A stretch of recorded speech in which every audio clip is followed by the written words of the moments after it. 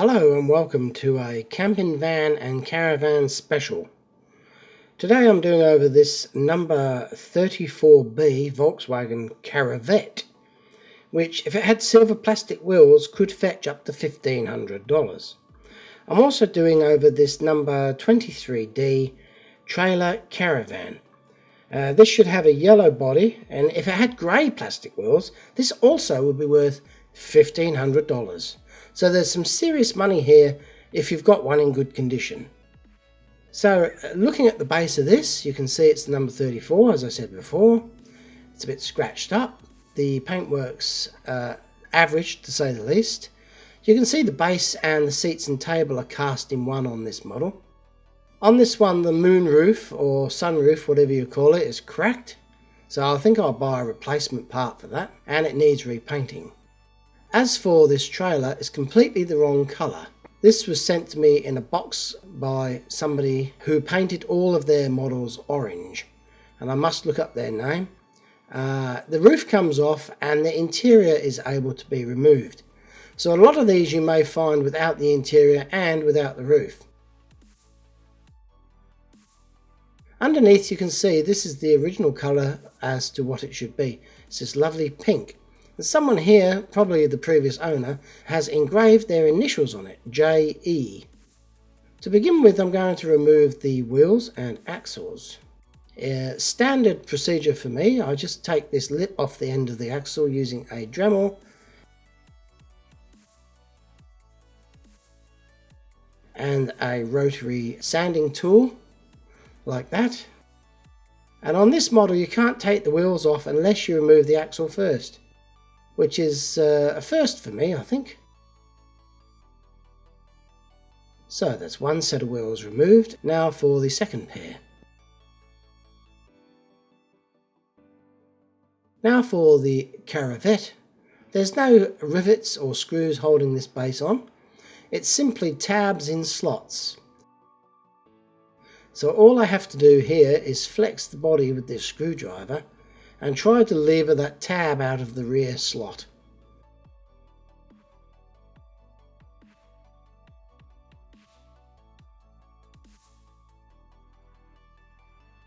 Well, that was quite easy and uncomplicated, and I like it. There's no drilling and tapping required for this model. So once again I'm going to remove the axles and wheels so I can paint the base. I'll be putting these back on later using my drill press method, and I will show you that later in the video. Now I'm going to replace this transparency with a new replica part, so I have to use this shallow cut drill that I've modified to drill out the rivets holding the windscreen in. This way I do not drill through the roof. A standard drill would drill much deeper and you run the risk of maybe not drilling through, but at least dimpling the roof, and then that's some kind of damage that you've got to repair, which is very annoying. I've done it a couple of times, but no more because of my modified drill. Once I've removed the heads of the rivet, the transparency just pops out like that. Here's a close-up of the scratches, or rather the cracks. Well, I haven't found a method for concealing these cracks yet, so instead I ordered a replacement transparency from www.recovertoy.com. So I'm looking at this and I'm thinking I'm going to have to find a suitable paint to paint this with. Now I've got this Tamiya pink and I think it's pretty close, so I'm quite happy that I don't have to mix and paint up for this one. Now, as usual, I've given the caustic soda the flick. Seems a bit dangerous to me. Keep breaking things and spilling caustic soda everywhere, splashes in your face and on your hands, and I find my paint stripping method to be a hell of a lot less stressful than using the caustic soda. And it actually seems to do a better job too. I mean, I was using the caustic soda before, but I was having to follow it up with the paint stripper. So I think I'll just stick with this tried and tested method for now, until something better comes up. So I'm using this disposable paintbrush just to move the paint stripper into all the nooks and crevices and crannies to make sure I get rid of all the paint off of these models. After I've let the paint stripper do its work and all the paint is bubbling off, I just put them in this bath of soapy water and scrub them. There are usually some small amounts of paint left behind, and I remove those with toothpicks, pins and dental tools, etc. before I apply the undercoat. I also make sure that I give all these parts a separate bath in some hot soapy water afterwards, just to make sure there's no grease or oil or contaminants on it that might spoil the finish of the undercoat. Here's a close-up. You can see there's a detailed little balcony on this Caravan here, and it's trapped a lot of little paint there, or the paint has escaped being affected by the paint stripper, so I'm just having to spend a little bit of extra time here and remove that loose paint.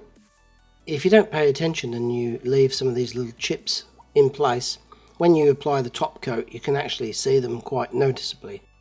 Now, part of the veranda here has been snapped off, the roof section, due to heavy play probably, or somebody standing on it maybe one day in the sandpit. So I'm going to have to replace it or repair it so it looks like this. Here's another one I've got, and I'm using this as reference. So somehow I've got to duplicate that upper veranda there. I went down to the model shop and I found this polystyrene sheet. I picked the 0.75mm wide product.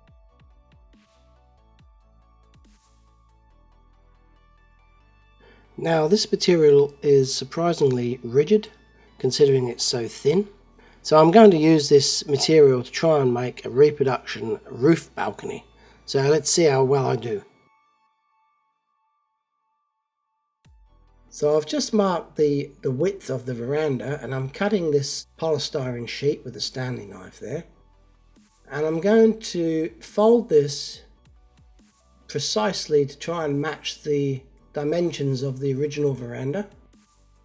So once again, I'm lucky enough to have a second Caravan here, so I'm using this as reference. I get a pencil and I just make some marks here where I'm going to score the sheet. Now there I've made one mark, but I'm moving it across one thickness of the casing, or the original thickness of the metal. And now I'm just scoring it lightly, this plastic card, and folding it. I think if I went any deeper than that it would probably snap. So I'm being very gentle here and just trying to get as close as I can to a right angle on the corners. Hopefully it will get better as I go along. And I think it will look good. I can't attach it to there though because that's uneven, so I'm going to have to file this flat using a flat hobby file here.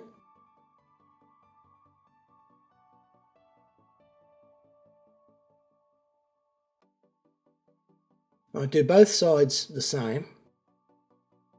Now again I'm using the pencil just to mark where I've got to cut this plastic card by holding it in position over the model. And I'm just cutting it now, and if I score it and fold it the opposite direction, it snaps quite cleanly. Look at that.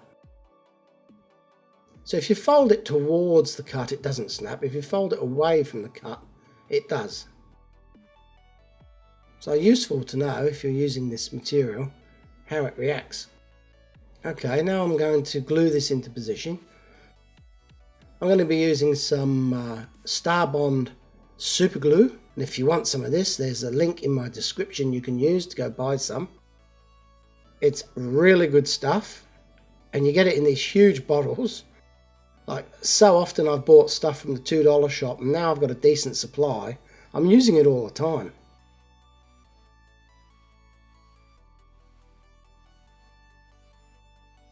So I put the super glue on there and I add some baking powder, and it makes that super strong bond I've used before. And that's holding that into place. So now I'm going to do the other side. So I'm laying the model down on this card, as you can see, so that basically the plastic card and the model align perfectly. And I'm sticking the model down with some masking tape there, just so it doesn't move whilst I'm messing around with it. There we go, a little bit of super glue and some baking powder. And I just pat it down and leave it for a minute or two.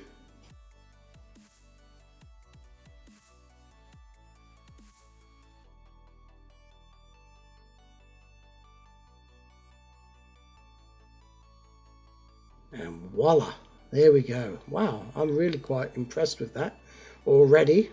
Much better than I had anticipated. A little bit of a gap around the front there, but that's probably within tolerances of the original model. Now I use these light emery boards that I found and just sand it down, blend it in. This is what I'm aiming for.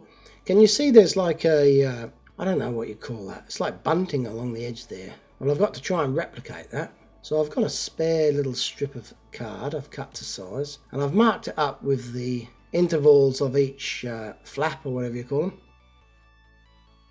And I'm just digging them out here, doing a 45-degree cut with the razor blade, and after I've done each and every one of them, I then turn it around and start on the other side.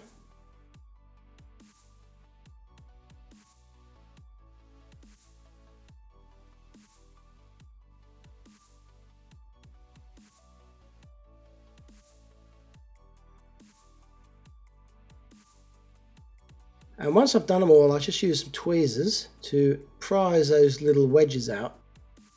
Okay, now it's not looking that good at the moment, I agree. But if I give it a bit of a sand with some light emery paper, some very fine emery paper here, and I've tried to turn it into a cylinder, if you will, and I'm not having much luck with that, so I resort to using a little metal rat tail file, and I'm just trying to sculpt those shapes into little arcs like on the original model. And when I've finished doing that, I'm now going to glue it into position by using some polystyrene cement. So this isn't super glue, it's modelling glue that you use for plastic models, and I'm just gluing my little valance, or whatever you call it, that I've made. There, that looks quite good, I think. Let's compare it to the original.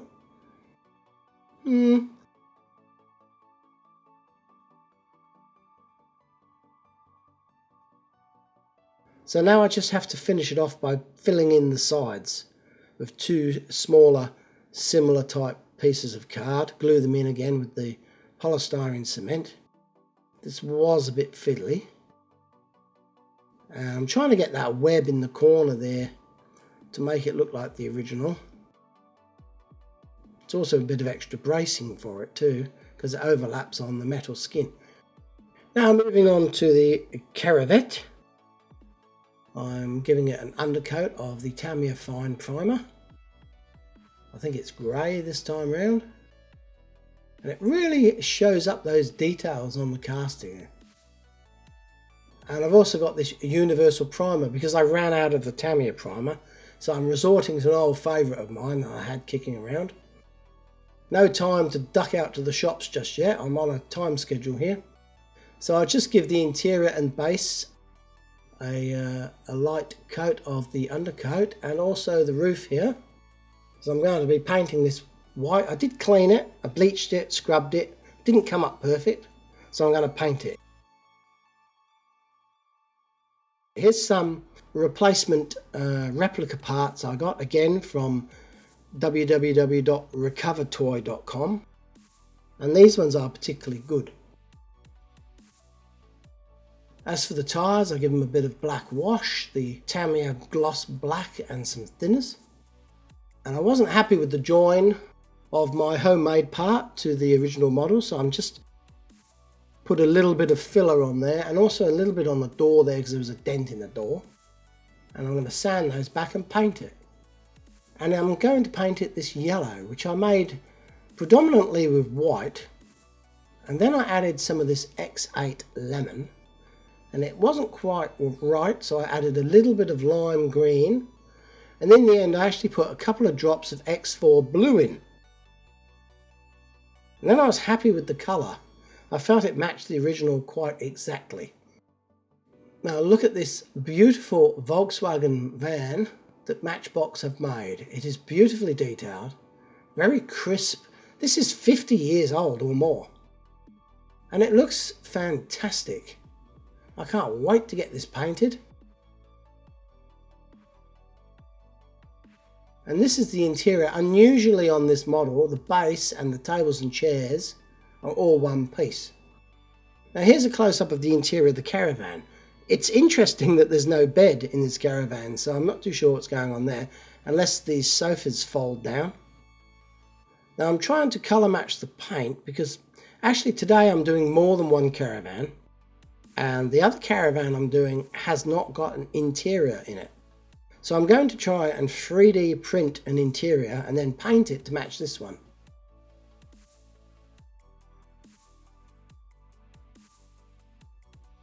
So I'm using some lime green and some light blue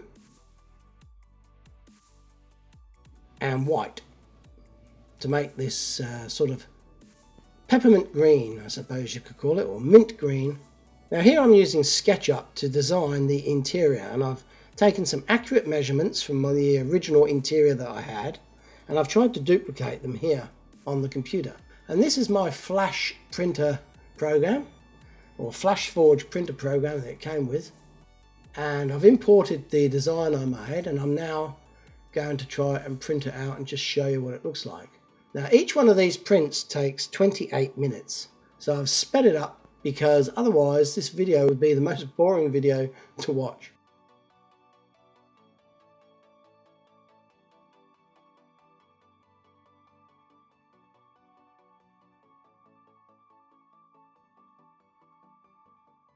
This printer prints one level at a time, and the levels are 0.2 of a millimeter thick. You can imagine that's the kind of limit of the detail you can get. Now here's a couple of failures and some prototypes I did, but here is the finished product alongside the original. So the 3D printed one is in the middle here, it's the white one. It's not perfect, but because it is so small and it's actually concealed inside the Caravan, I don't think anyone is going to care. And when I paint it this antique green colour to make it look like an original injection moulded plastic part, it's going to look excellent. I can't wait to see it fitted.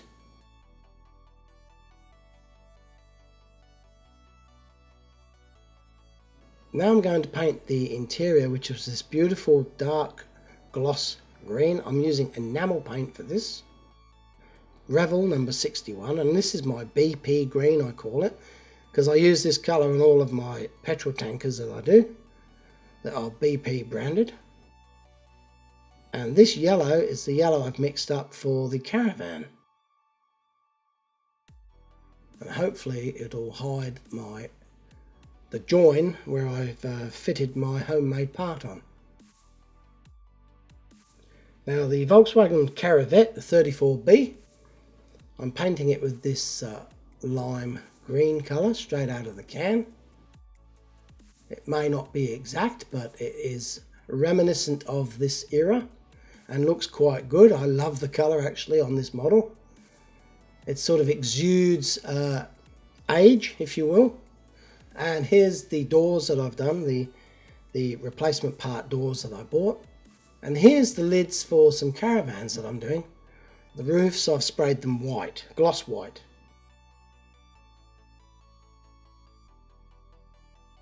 So here's some of the part bins I've got set up for replacement parts to go back together, and here is all of the bits and pieces that I've got to fit back together now to make up for the end shot of this video. And I think you will enjoy what you see. Here's a close-up of that 3D printed part that's been painted. Now I made a bit of an error in my modelling here. I didn't round off those corners, and because I didn't round off those corners, the roof wouldn't go on. Hopefully now it's all sorted. So I'll put it in there. It looks quite good. You can see the sink. See the plug hole in the sink? That's an amazing detail. I'm surprised that came out at all. And pop the lid on like that. Oh, that is beautiful. Wow, it's really looking good. I like it. It's going to be a welcome addition to my collection, all of these models, and I hope you've enjoyed watching this restoration video. So here I'm refitting the wheels and just machining over the end of the axle there to make the wheels stay on the model. If you would like some more information on this method of reforming the end of the axle, I've actually got a how-to video that I've put out. So if you watch that, then you will know how to make one of these yourself. This is the Caravette that's going back together. It's a bit fiddly with those doors. I don't know how they did this in the factory. Anyway, first up, I'm going to use a little bit of this clear silicone to glue the transparency into the model. Not too much, I don't want it squeegeeing out and being visible from the outside. And this is in case somebody wants to pull it apart in the future and maybe redo it again. It means that they can get this transparency out without damaging it, because this silicone grips, but it's quite easy to prise it apart if you wish to do so. Now, to get these doors in, I'm just trying anything I can to make it happen. So I put a little bit of masking tape here to try and support these doors in position, whilst I stuff around trying to get the base to line up with those bottom hinge pins. So what you're seeing here is half an hour of content reduced to 30 seconds. But this was extremely frustrating. And how these were assembled in the factory, I have no idea. Because these would have been coming down a conveyor belt, like, who knows, 10 a minute. And somebody had to put these together. And believe you me, it's a fiddly job. It's a lot of stuffing around to get these back together again. Now I'm struggling to get rid of that paper I put in there, but I manage it eventually. I painted some details on this front of this one just for something different. So this is what we started with. As you remember, the person painted this orange before me, and the upper part of the balcony has been broken off, and I've returned it back to its original colour. I've also repaired the overhead section of the veranda there and spruced up the wheels and axles and painted the roof. And this Caravette, I've got some replacement doors, some replica doors, reproduction doors, whatever you call them. I've painted it this beautiful antique green, put some highlights on it with the VW headlights and the indicators, door handles, and the rear lights also. And I think you'll agree, they look absolutely spiffy. As a little bonus here, I've also done the number 34C Volkswagen camper, and this is the silver one in the background that has the raised roof panel on it.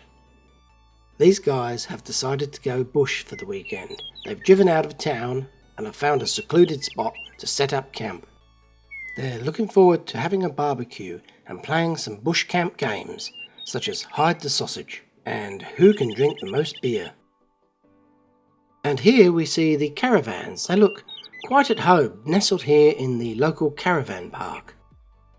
I bet the owners can't wait for summer so they can come down here and spend some time out away from the hustle and bustle of city life. Thank you so much for watching. I hope you've enjoyed this episode of Marty's Matchbox Makeovers. And until next time, goodbye. Ow, I'm on fire, people. Gotta go wash my hands. Ah! Yeah. Damn, I need to do this better. Oh my god, this is no good. I've lost the knack. I can't do anymore. Don't be silly.